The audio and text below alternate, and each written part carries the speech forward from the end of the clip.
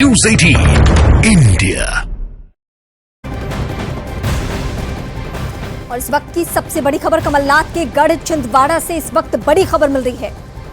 छिंदवाड़ा के मेयर ने एक बहुत बड़ा दावा कर दिया है। छिंदवाड़ा के मेयर विक्रम आहाके का बयान आया है कि कमलनाथ इसलिए नाराज हैं क्योंकि कांग्रेस ने उनको राज्यसभा का सीट नहीं दी।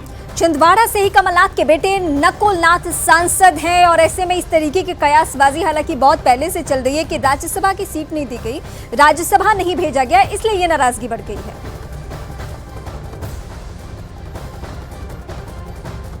तो छिंदवाड़ा के मेयर का ये बड़ा बयान सामने आ चुका है।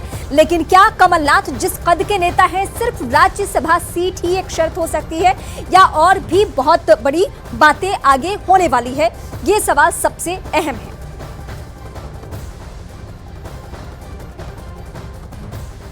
दो 2019 की मोदी लहर में भी छिंदवाड़ा की सीट कांग्रेस के खाते में चली गई थी। छिंदवाड़ा कमलनाथ का गढ़ माना जाता है। ऐसे में ये सवाल उठ रहा है कि क्या वाकई में राज्यसभा में सीटों का बंटवारा कांग्रेस के अंदर कलह की एक वजह बना हुआ है?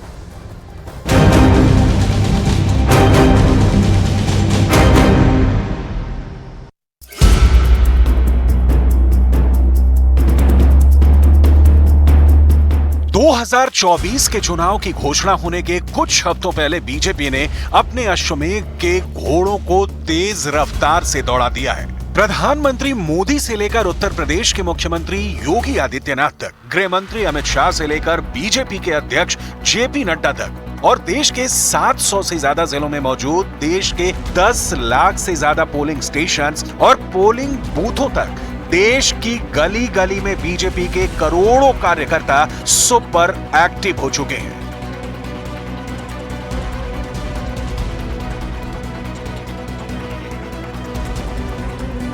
प्रधानमंत्री मोदी ने दहाड़कर विपक्ष को ललकारना शुरू कर दिया है। सोशल मीडिया पर बीजेपी की पूरी ब्रिगेड चुनावी मोड में उतरने को तैयार हो चुकी है। दूसरी तरफ इंडी अलायंस खेमे में गठबंधन छोड़ने की भगदड़ मची हुई है। ममता बनर्जी कांग्रेस से पहले ही अलग हो चुकी हैं सीटों के तालमेल के मसले पर, तो नीतीश कुमार बीजेपी की तरफ ही जाकर खड़े हो गए हैं। जयंत चौधरी ने एनडीए में जाने की दिशा अपनी तय कर दी है और एक तरफ इंडिया अलायंस में टूट हो रहा है तो दूसरी तरफ कांग्रेस के अंदर भी नेताओं के पार्टी छोड़ने के लिए भगदड़ मची हुई है। राजीव गांधी और इंदिरा गांधी के जमाने के पुराने कांग्रेसी कार्यकर्ताओं के बीजेपी ज्वाइन करने की नई खबरें रोज गांधी परिवार को बेचैन कर रही है। कमलनाथ और बीजेपी के चुनाव निशान कमल के बीच की दूरी कितनी कम हो गई है, ये चर्चा रोज हो रही है। बीजेपी के रणनीतिकारों ने राजनीतिक माहौल ऐसा बना दिया है जैसे मोदी 3.0 के तूफान में कांग्रेस पार्टी पुर्जा होकर उड़ जाएगी। कांग्रेस पार्टी के रणनीतिकार फिलहाल राहुल गांधी की भारत जोड़ो न्याय यात्रा सफल बनाने में पूरी ताकत से जुटे हुए हैं, लेकिन फिर भी इन चुनाव में जीत हार का रोमांच पैदा करने में कांग्रेस असमर्थ नजर आ रही है। मोदी के महाधुरंधर सेनापति और राजनीति के चाणक्य माने जाने वाले अमित शाह के बीजेपी के राष्ट्रीय अधिवेशन में दिए गए भाषण ने विपक्ष को और भी ज्यादा चौंका दिया है। अमित शाह ने अपने करीब 1 घंटे के भाषण में पूरे देश को यह बता दिया है कि अगले 100 दिन में किन मुद्दों पर देश का चुनाव होने जा रहा है। लेकिन सबसे पहले आज कमलनाथ के बीजेपी में जाने की खबर को डिकोड करेंगे। गांधी परिवार के सबसे बड़े विश्वास पात्रों में से एक माने जाने वाले कमलनाथ अपने बेटे नकुलनाथ के साथ क्या बीजेपी में शामिल होने जा रहे हैं? बार उठ रहे इन सवालों ने कांग्रेस के कार्यकर्ताओं को बेचैन कर दिया है। दावा यह किया जा रहा है कि राज्यसभा की सीट नहीं मिलने से कमलनाथ नाराज हैं। लेकिन जिस हिसाब से कमलनाथ जी और नकुलनाथ जी दिल्ली पहुंचे हैं और जो घटना चक्र वहां पर चल रहा है, निश्चित तौर पर हमें आने वाले समय में कुछ ना कुछ बदलाव देखने को मिलेगा जो छिंदवाड़ा की राजनीति और प्रदेश की राजनीति की दिशा और दशा तय करेंगे। मैं हर समय अलग अलग परिस्थितियां देखने को मिली है, चाहे राज्यसभा चुनाव की बात हो, चाहे पीसीसी प्रेसिडेंट से हटाने की बात हो। निश्चित तौर पर कमलनाथ जी और नकुलनाथ जी बड़े लीडर हैं और उन्होंने अगर किसी प्रकार का कोई निर्णय करने की सोचा है तो निश्चित तौर पर बहुत छिंदवाड़ा के विकास को मुद्दे को लेकर और छिंदवाड़ा की आम जनमानस की भावनाओं को ख्याल में रखते हुए, हमारे हजारों कार्यकर्ताओं की भावनाओं को ख्याल में रखते हुए उन्होंने निर्णय लेने की सोचा। 24 घंटे में कमलनाथ के 2 बयान सामने आ चुके हैं और इन दोनों बयानों में उन्होंने अब तक बीजेपी में शामिल होने की खबरों से इनकार नहीं किया है। बल्कि उन्होंने ये कहा है कि वो सही वक्त पर जानकारी देंगे। तो सवाल ये उठता है कि क्या कमलनाथ बीजेपी के साथ मोल भाव में लगे हुए हैं? ये आप लोग कह रहे हैं जी, आप लोग एक्साइट हो रहे हैं। मैंने कहा मैं तो एक्साइट नहीं हूँ इस तरफ या उस तरफ, पर बात ये है कि अगर ऐसी कोई बात होगी, मैं आप सबको सबसे पहले खबर करूंगा। अगर ऐसी कोई बात हुई सबसे पहले मैं आपको सूचित करूंगा। अभी तो मैं एक 13वीं में जा रहा हूँ। है सर, आगे कल परसों किसी तरह की स्थिति? कौन सी बात? सर भाजपा में शामिल होने की नकुलनाथ जी की बात हो रही है। मेरी तो कहीं बात नहीं हुई। आखिर कमलनाथ अपने बीजेपी में जाने की खबरों को लेकर साफ साफ इनकार क्यों नहीं कर रहे हैं? कांग्रेस के रणनीतिकारों को ये सवाल अंदर से बहुत परेशान कर रहा है। खबर तो ये भी आ रही है कि कमलनाथ को लेकर अब कांग्रेस का शीर्ष नेतृत्व खुश नजर नहीं आ रहा है और वो अब कमलनाथ की मान मनौवल के मूड में भी नहीं है। कहा जा रहा है कि कांग्रेस पार्टी ने भी अब पूरी तरह से सब कुछ कमलनाथ पर ही छोड़ दिया है कि वो कांग्रेस में बने रहते हैं या फिर कांग्रेस को छोड़कर बीजेपी में शामिल हो जाते हैं। लेकिन दिग्विजय सिंह की बेचैनी भी साफ नजर आ रही है। अपने मित्र कमलनाथ को अपने रिश्तों का हवाला देकर दिग्विजय सिंह कांग्रेस में रोकने की कोशिश कर रहे हैं। हैरानी की बात है कि कमलनाथ बीजेपी में जाने की खबरों का साफ साफ खंडन नहीं कर रहे हैं, लेकिन दिग्विजय सिंह खुलकर कमलनाथ को कांग्रेस पार्टी का वफादार बता रहे हैं। मेरी कमलनाथ जी से चर्चा हुई है, लगातार चर्चा उनसे हो रही है। हमारे कांग्रेस के नेतृत्व की भी उनसे चर्चा हो रही है और कमलनाथ जी जैसा व्यक्ति जिन्होंने की शुरुआत कांग्रेस से की और जिन्हें हम सब इंदिरा जी का तीसरा सुपुत्र मानते थे और उन्होंने हमेशा कांग्रेस का साथ दिया है, कांग्रेस के स्तंभ रहे हैं। कौन सा पद उन्हें नहीं मिला? केंद्र में मंत्रिमंडल,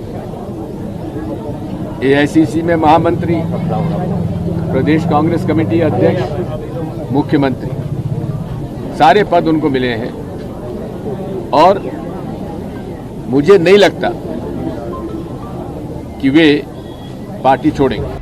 संसद के बजट सत्र में राष्ट्रपति के अभिभाषण का जवाब देते हुए प्रधानमंत्री नरेंद्र मोदी ने लोकसभा और राज्यसभा में भाषण दिया था और लोकसभा में दिए गए अपने भाषण में प्रधानमंत्री नरेंद्र मोदी ने ये बात कही थी कि विपक्ष के नेताओं की हालत यह है कि वो चुनाव लड़ने का हौसला भी खो चुके हैं और राज्यसभा के रास्ते से संसद में दाखिल होने की कोशिश कर रहे हैं।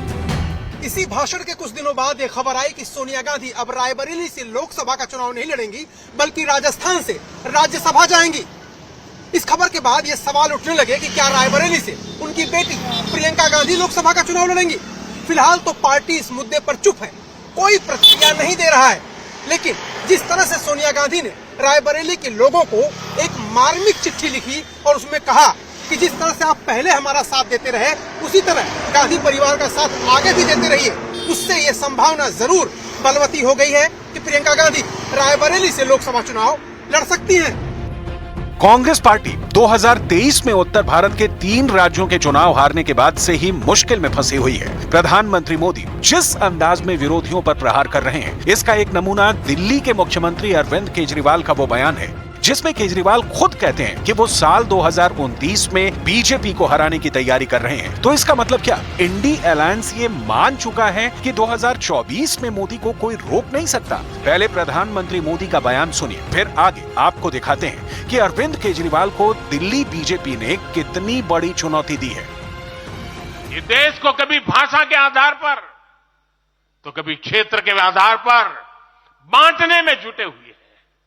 साथियों, कांग्रेस का एक सबसे बड़ा पाप ये रहा है कि वो देश की सेनाओं का मनोबल तोड़ने से भी पीछे नहीं रहे। भारत की राष्ट्रीय सुरक्षा और सामरिक शक्ति को नुकसान पहुंचाने में कांग्रेस ने कोई कसर नहीं छोड़ी है।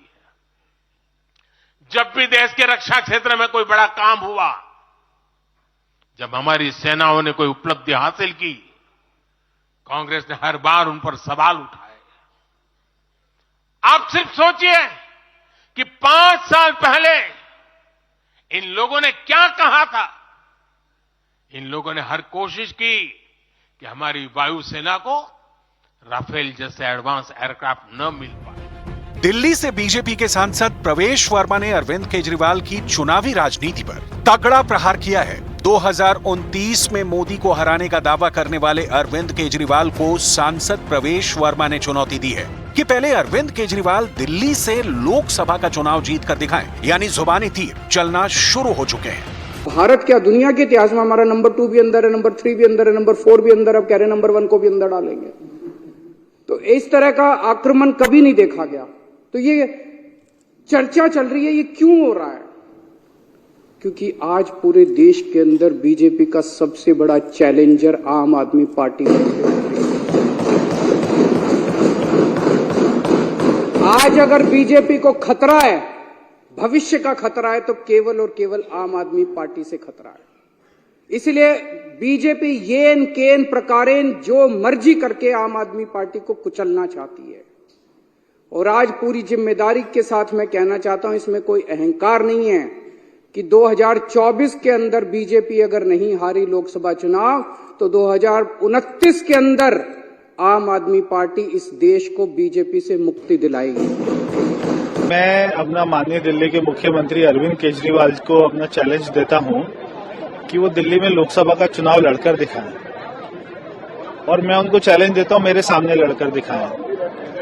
तो ये सारा सामने आ जाएगा कि क्या है उनके आप, तो कोई उनका जो चेहरा था वो बिल्कुल बेनकाब हो चुका।